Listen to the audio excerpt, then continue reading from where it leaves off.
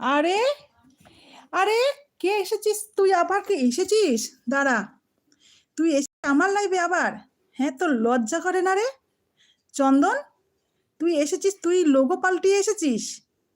আমি দাদাভাইকে ডাকবো এখনই, তোর গুষ্টি শেষ করে দেবে। তুই কার পেছনে লেগেছিস আজকে?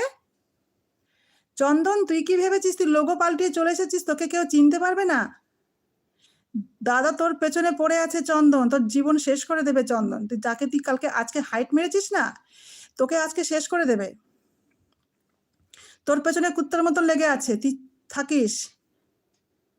এবার আমি তোকে দেখ কি করি।